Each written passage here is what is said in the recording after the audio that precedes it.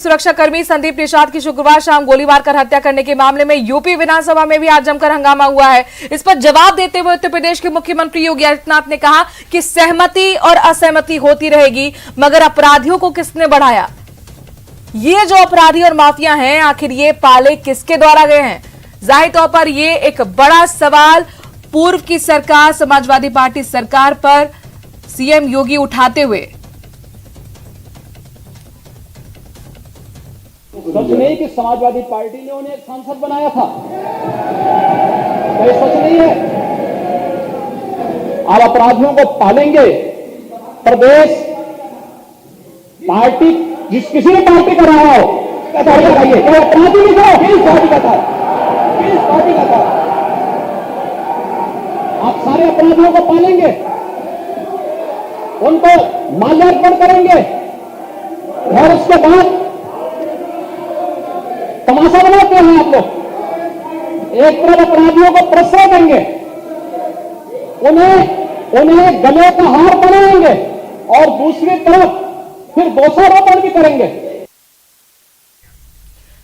और वहीं इस मुद्दे को लेकर समाजवादी पार्टी के अध्यक्ष अखिलेश यादव ने इस घटना को लेकर योगी आदित्यनाथ सरकार पर निशाना साधा। उन्होंने कहा कि उत्तर प्रदेश में इस तरह से गोली चलना, बम चलना और गैंगवार की तरह ये दिखना, ये सरकार पूरी तरह से विफल है।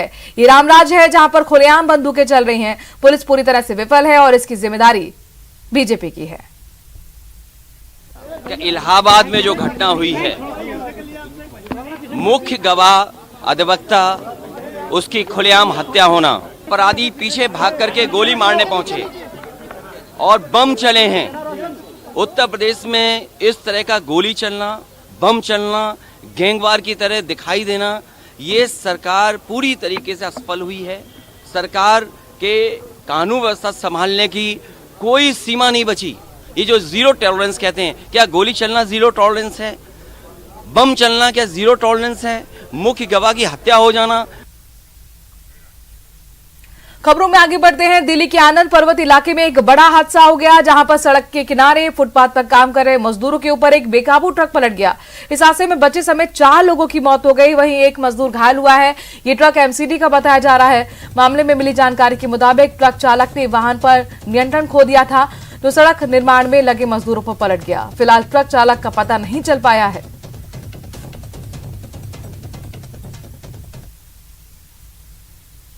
ये मेरा छोटा भाई था। नाम क्या है उनका? नाम था हरिरोम और किल्लू भी कहते हैं, 2 नाम चलते हैं। क्या काम करते थे? ये मजदूरी कहते थे।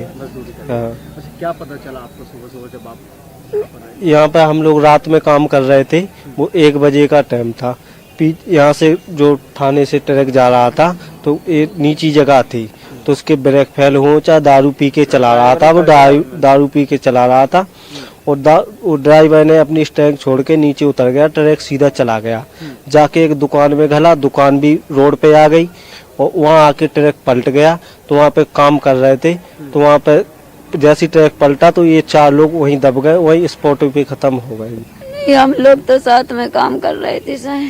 अच्छा। चोरा तो उसके पापा के पास में बैठो, तो हम लोग टेले बनने के लिए चले गए। इतने में ट्रक आया, पता नहीं पड़ा हम लोग को। जब देखा तब पलटा मिलता। इसके पापा इसके भाई को उठाने गया तो पहले तो सही था, जब पलट गया तब दोनों नहीं बचे पे।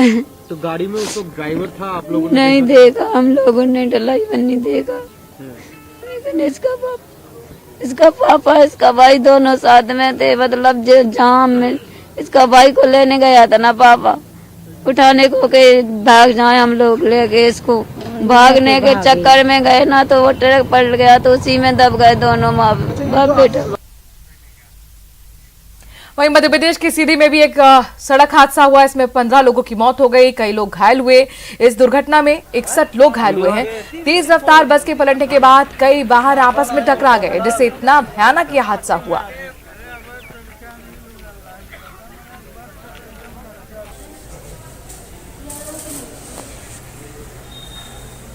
एमपी की सीधी में बीती रात भीषण सड़क हादसा हुआ। हादसे की अलग अलग तस्वीरें आपके सामने टीवी स्क्रीन पर। हादसा रात 9 बजे हुआ है और मोहनिया टनल के पास दरअसल ट्रक की टक्कर से 3 बसें पलट गई। इनमें 15 लोगों की मौत की खबर है। 61 से ज्यादा लोग घायल बताए जा रहे हैं। सभी को सीधी के अलग अलग हॉस्पिटल में भर्ती कराया गया है।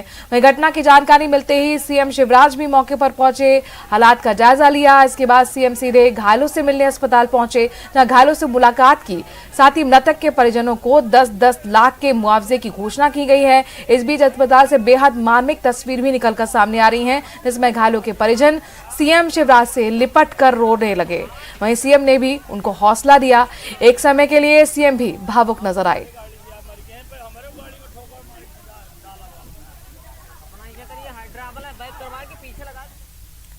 और अब बात दिल्ली की करते हैं। दरअसल दिल्ली में आईटीओ में अतिक्रमण पर एक्शन हुआ है, जहां केंद्रीय लोक निर्माण विभाग ने अतिक्रमण विरोधी अभियान के तहत इलाके में कार्रवाई की। इस दौरान जेसीबी की मदद से अतिक्रमण को हटाया गया। इसके साथ ही पुलिस जाब्ता भी तैनात रहा।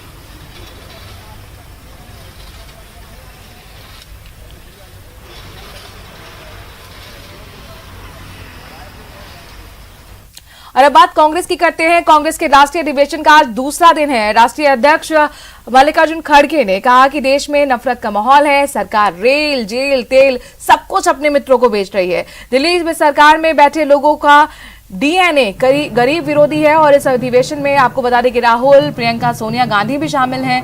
इस दौरान रायपुर में प्रियंका का अनोखा स्वागत किया गया, जहां सड़क पर 1 किलोमीटर तक फूल बिछाकर उनका स्वागत किया गया।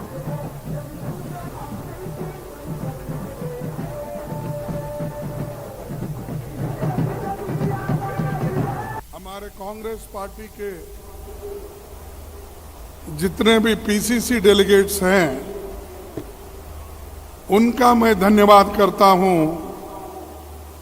आप सब ने मुझे चुना, मुझे विश्वास किया और देश की कांग्रेस का नेतृत्व करने का मौका मुझे दिया गया। कांग्रेस जनों का विश्वास ही मेरे जीवन भर की कमाई है। Friends, this is a particularly challenging time for the Congress and for the country as a whole.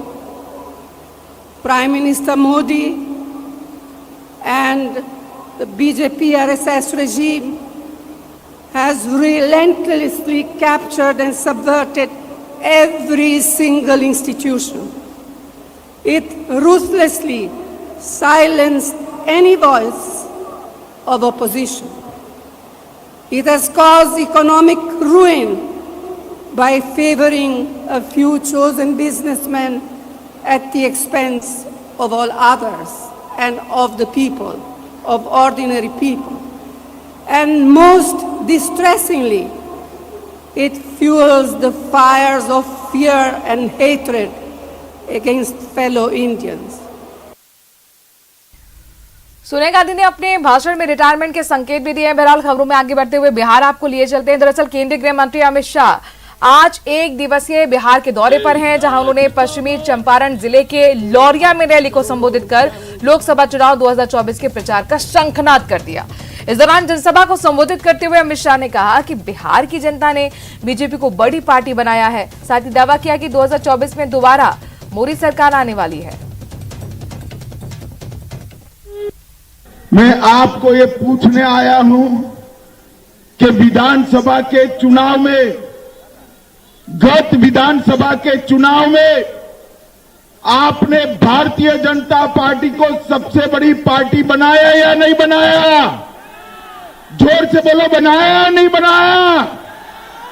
JDU से ज्यादा सीटें भाजपा की थी या नहीं थी? फिर भी मोदी जी ने डबल इंजन सरकार अच्छे से चले और हमारा वादा था कि हम नीतीश कुमार जी को मुख्यमंत्री बनाएंगे। हमने बनाया, मगर नीतीश बाबू भी ऐसे व्यक्ति है कि हर 3 साल में उनको प्रधानमंत्री का स्वप्न आता है। हर 3 साल में नीतीश बाबू बहुत साल तक आयाराम गयाराम कर लिए, अब भाजपा के लिए, आपके लिए भाजपा के दरवाजे हमेशा के लिए बंद कर दिए गए। तो चंपारण से अमित शाह की हुंकार खबरों में आगे बढ़ते हैं, बात बजट की करते हैं। दरअसल पोस्ट बजट पर वेबिनार का आज तीसरा दिन है, जहां आज पीएम मोदी ने कौशल और साथ ही शिक्षा क्षेत्र से संबंधी बजट पर अपना संबोधन दिया। इस दौरान वेबिनार को संबोधित करते हुए कहा कि बजट में युवाओं को अहमियत दी गई है। युवाओं को देखते हुए बनाए गए इस बजट में सभी को बराबरी के अवसर मिले हैं। बता दें 11 मार्च तक हर रोज वेबिनार होंगे। देश की अमृत यात्रा का नेतृत्व हमारे युवा ही कर रहे हैं। इसलिए अमृत काल के इस प्रथम बजट में युवाओं को और उनके भविष्य को सबसे ज्यादा अहमियत दी गई है। हमारा एजुकेशन सिस्टम प्रैक्टिकल हो, इंडस्ट्री ओरिएंटेड हो, ये बजट इसकी नींव मजबूत कर रहा है। जर्मन चांसलर ओलाफ शोल्ज 2 दिवसीय भारत दौरे पर आज नई दिल्ली पहुंचे। उनकी भारत यात्रा 25 और 26 फरवरी की रहेगी। स्कोल्ज के साथ वरिष्ठ अधिकारी और साथ ही एक उच्चाधिकारी प्राप्त व्यापार प्रतिनिधि मंडल भी है। विदेश मंत्रालय की ओर से एक प्रेस रिलीज जारी करते हुए बताया गया है कि इनकी भारत यात्रा 2011 में दोनों देशों के बीच अंतर सरकारी परामर्श तंत्र की शुरुआत होने के बाद की किसी जर्मन चांसलर द्वारा की गई पहली स्टैंड अलोन यात्रा है। सुबह 10 बजे राष्ट्रपति भवन के प्रांगण में स्कोल्ज का स्वागत हुआ। इसके बाद उन्होंने प्रधानमंत्री नरेंद्र मोदी से मुलाकात की।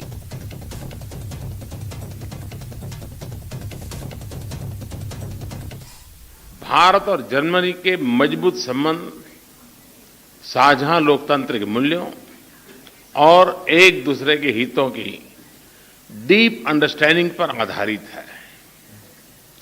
दोनों देशों के बीच सांस्कृतिक एवं आर्थिक आदान प्रदान का भी लंबा इतिहास रहा है। विश्व की 2 बड़ी लोकतांत्रिक अर्थव्यवस्थाओं के बीच बढ़ता सहयोग दोनों देशों की जनता के लिए तो लाभकारी है ही, आज के तनावग्रस्त विश्व में इससे एक सकारात्मक संदेश भी जाता है। जर्मनी यूरोप में हमारा सबसे बड़ा ट्रेडिंग पार्टनर होने के साथ भारत में निवेश का भी महत्वपूर्ण स्रोत है। आज मेक इन इंडिया और आत्मनिर्भर भारत अभियान की वजह से भारत में सभी सेक्टर्स में नए अवसर खुल रहे हैं। इन अवसरों के प्रति जर्मनी की रुचि से हम उत्साहित हैं। चांसलर शोल्ज के साथ आज आया हुआ बिजनेस डेलीगेशन और भारतीय बिजनेस लीडर्स के बीच एक सफल बैठक हुई और कुछ अच्छे एग्रीमेंट भी, बड़े महत्वपूर्ण एग्रीमेंट भी हुए। झुंझुनू के चिड़ावा कस्बे में एक युवक ने लड़की की प्रताड़ना के चलते आत्महत्या कर ली। युवक ने आत्महत्या करने से पहले अपने एक दोस्त को वॉइस मैसेज भेजकर आत्महत्या के कारणों की जानकारी भी दी। मृतक युवक के परिजनों ने लड़की और उसके परिजनों पर बेटे को प्रताड़ित करते हुए रुपए मांगने का आरोप लगाया है। मृतक के परिजनों ने शव का पोस्टमार्टम करवाने से भी इनकार कर दिया है। परिजनों का कहना है कि जब तक लड़की और उसके परिजनों की गिरफ्तारी नहीं होती है, तब तक शव का पोस्टमार्टम नहीं करवाएंगे। लड़की के साथ कोई प्रेम प्रसंग का मामला है और लड़की के द्वारा और लड़की के परिजनों के द्वारा 2-3 दिन पहले लड़के पर एफआईआर दर्ज करवाई जाती है। उससे वो डिप्रेशन में रहता है और लड़की उससे 15 लाख रुपए की मांग करती है कि या तो पैसे दे दे वरना हम तेरे को जान से मार देंगे या तेरी बदनामी इतनी कर देंगे कि तू रह नहीं पाएगा। मामला ये रात को अमर सिंह राजपूत निवासी चिड़ावा ने एक सूचना दी थी, थाने पे लिखित रिपोर्ट पेश की थी कि उसका लड़का आयुष एक अंकिता नाम की लड़की है गुढ़ागोड़ जी की, उससे और उसके भाई और उसकी माँ से प्रताड़ित था। वो 15 लाख रुपए की डिमांड कर रहे थे और रेप के मुकदमे में फंसाने की धमकी दे रहे थे। इन कारणों के मद्देनजर उसके लड़के आयुष ने घर पे फांसी लगा के सुसाइड कर लिया। खबर अलवर से है, जहां पर अलवर में नगर परिषद की पशु पकड़ टीम और महिला वार्ड पार्षद सुमन चौधरी पर पशुपालकों ने हमला कर दिया। इस दौरान पार्षद सुमन चौधरी पर पशुपालक द्वारा चाकू से हमला किया गया, जिससे उनके हाथ में चोट आई है। वहीं मौके पर पहुंची पुलिस टीम को देखकर पशुपालक मौके से फरार हो गए। पार्षद ने बताया कि उनके वार्ड नंबर 24 में आवारा पशुओं के चलते वार्डवासी काफी परेशान है। इसे लेकर अवकाश के दिन पशु पकड़ टीम गाय को पकड़ने के लिए आई, तो इसी दौरान पशुपालक मोहन गुर्जर सहित उनके घर की महिलाएं और दूसरे आदमी मौके पर पहुंच गए। पशु पकड़ टीम से उलझने लगे। इस दौरान पशुपालकों ने उन पर चाकू से हमला कर दिया। आज वार्ड नंबर 24 में पशु पकड़ने, गाय पकड़ने के लिए टीम आई हुई थी। उन्होंने मेरे को सूचना दी कि मैडम हम यहाँ गाय पकड़ रहे हैं, आप आ जाएं। मैंने उनसे कहा भैया आपका काम है गाय पकड़ने का, आप ले जाओ पकड़ के। तो उन्होंने कहा नहीं मैडम, हम गेट बंद करके खड़े हुए हैं और यहाँ बहुत सारे लोग गाय छुड़ाने आ गए और हमारे ऊपर हाथापाई कर रहे हैं। मैंने उनसे कहा मैं आती हूँ। मैं वहाँ गई तो मैंने देखा कि गेट बंद करके अपने नगर परिषद के कर्मचारी खड़े हुए थे और गाय वाले बहुत करीब 15 से 20 लोग थे, जिनमें महिलाएं भी थी।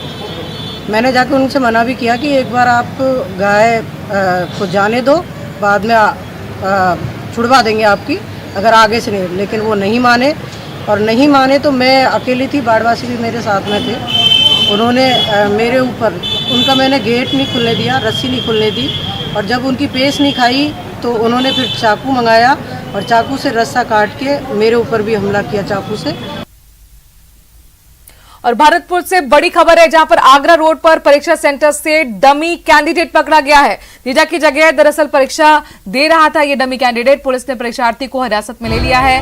डमी फर्जी जो परीक्षार्थी है उससे पूछताछ हो रही है।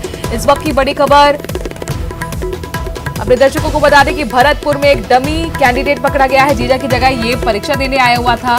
पुलिस ने परीक्षार्थी को हिरासत में लेकर पूछताछ शुरू कर दी है। इससे पहले जयपुर में भी 2 डमी कैंडिडेट के पकड़े जाने की खबर है। और अब भरतपुर से ऐसी ही खबर, आगरा रोड में परीक्षा सेंटर पर ये डमी कैंडिडेट पकड़ा गया है। आप तस्वीरों में देख सकते हैं, पुलिस उसे हिरासत में ले चुकी है और अब इससे पूछताछ शुरू हो चुकी है। जीजा की जगह ये परीक्षा देने आया हुआ था।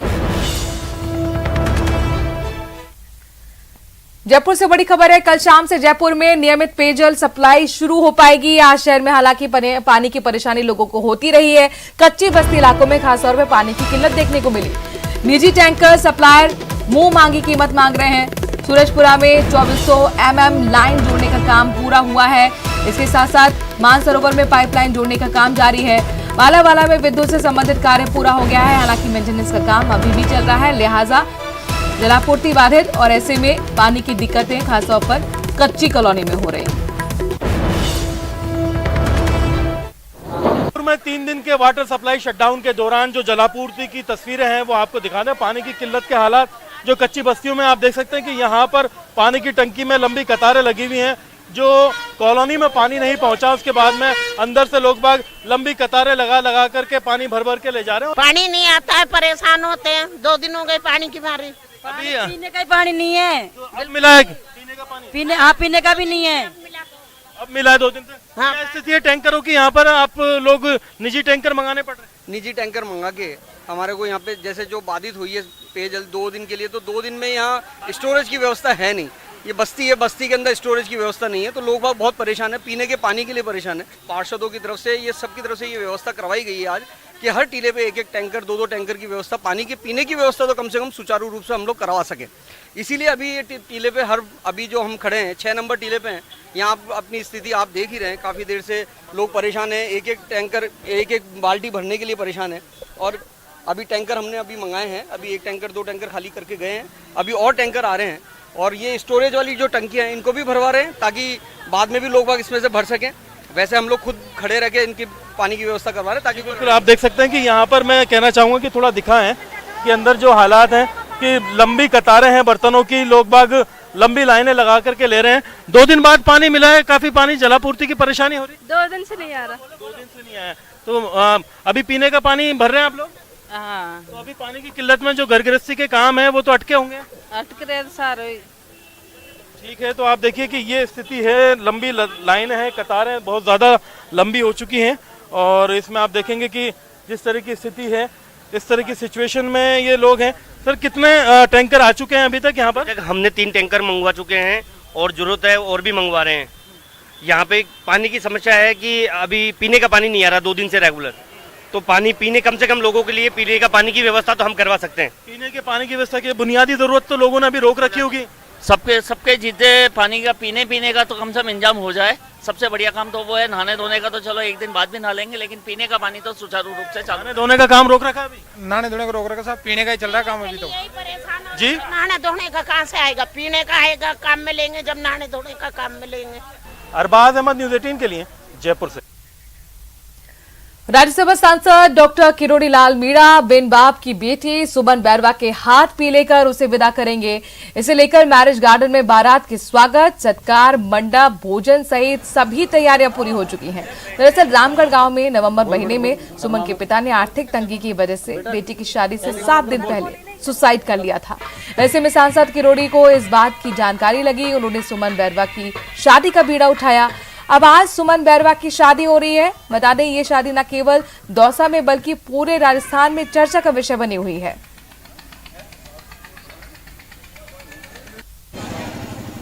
डॉक्टर किरोड़ी लाल मीणा से मैं प्रार्थना करती हूँ। उन्होंने मुझे शादी में गोद लिया और वो शादी कर रहा है। मैं उनको बहुत बहुत धन्यवाद करती हूँ। मैं उनको बहुत बहुत धन्यवाद करती हूँ। बहुत खुशी का दिन है। किरोड़ी लाल मीणा जी का मैं बहुत बहुत धन्यवाद अदा करती हूँ उनके लिए। उन्होंने मेरी बच्ची का उन्होंने बहुत साथ दिया है।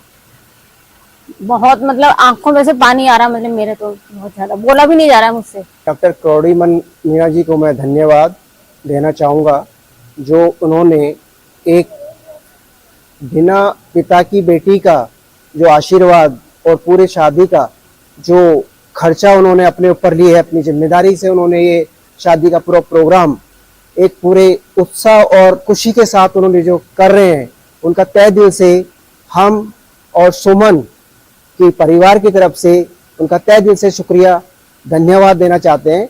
और ऐसा करके उन्होंने एक जीवन में मिसाल कायम की है। एक जातिवाद को ना देखते हुए, धर्म को ना देखते हुए उन्होंने बच्ची का कन्यादान जो उन्होंने अपने ऊपर जिम्मेदारी ली है उसको पूरी तरह से बसेस की हो चाहे और कि बहुत उसमें परेशानी आने वाली है। जो लोग हैं वो कल शाम तक बेरोजगार होने वाले हैं, जो उससे रोजगार से जुड़े हुए हैं। तो एक बड़ी समस्या है जो परीक्षा के आयोजन में दूसरे लोगों को भी झेलनी पड़ेगी। बिल्कुल अरबाज, बड़ी परेशानियां लोगों को झेलनी पड़ सकती है इसकी वजह से। बहुत शुक्रिया आपका इन तमाम जानकारियों के लिए। तो तृतीय श्रेणी शिक्षक भर्ती परीक्षा को लेकर इस वक्त की ये बड़ी खबर आपको बता दें। 2 डमी अभ्यर्थी पकड़े गए हैं। जयपुर में डमी अभ्यर्थियों को पकड़ा गया। इस वक्त ये बड़ी खबर आपको बता रहे हैं। एक जयपुर का अभ्यर्थी था जबकि दूसरा आमेर इलाके में पकड़ा गया है।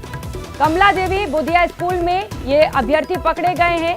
डमी अभ्यर्थी ये बताया जा रहा है किसी और के स्थान पर ये परीक्षा देने पहुंचे हुए थे और इसी दौरान इनको पकड़ लिया गया है। झुंझुनू के अभ्यर्थी की जगह पर ये परीक्षा दे रहे थे। बाड़मेर का युवक यहाँ पर पहुंचा हुआ था। झुंझुनू के अभ्यर्थी को पहुंचना था, लेकिन बाड़मेर का युवक यहां पर परीक्षा केंद्र पर पहुंचा हुआ था। उसके स्थान पर परीक्षा देते हुए पकड़ा गया है। एसओजी की टीम ने युवक को हिरासत में ले लिया है। तो वहीं दूसरा आमेर इलाके में पकड़ा गया है एक फर्जी अभ्यर्थी। मेहंदी का बाग सरकारी स्कूल में था। सेंटर पुलिस अभी युवक से पूछताछ कर रही है, उसके बाद मामले पर खुलासा हो पाएगा। जयपुर में तृतीय श्रेणी अध्यापक भर्ती परीक्षा से जुड़ी ये बड़ी खबर आपको बता रहे हैं। कमला देवी बुधिया स्कूल में एक डमी अभ्यर्थी पकड़ा गया है। झुंझुनू के विजेंद्र की जगह बाड़मेर का राम जीवन परीक्षा देते हुए पकड़ा गया है। आमेर के मेहंदी का बाग स्कूल में भी एक डमी अभ्यर्थी पकड़ा गया है। जो जयपुर में दोनों जगह एसओजी की टीमें लगातार जांच में जुटी हुई है। स्कूल प्रशासन की ओर से इन्हें लेकर मुकदमा भी दर्ज करा लिया गया है और अब इन्हें लेकर गिरफ्तारी की भी तैयारी चल रही है।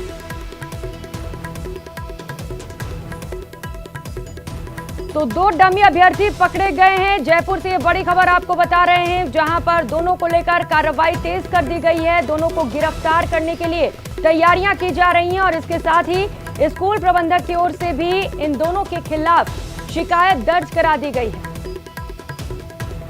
तो फिलहाल एसओजी की टीम ने दोनों को हिरासत में ले लिया है। सहयोगी लवली इस वक्त सीधे हमारे साथ जुड़ चुके हैं।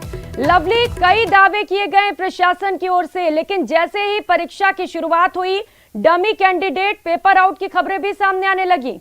2 लोग पकड़े गए हैं, कहां तक जांच पहुंच पाई है? आज देखिए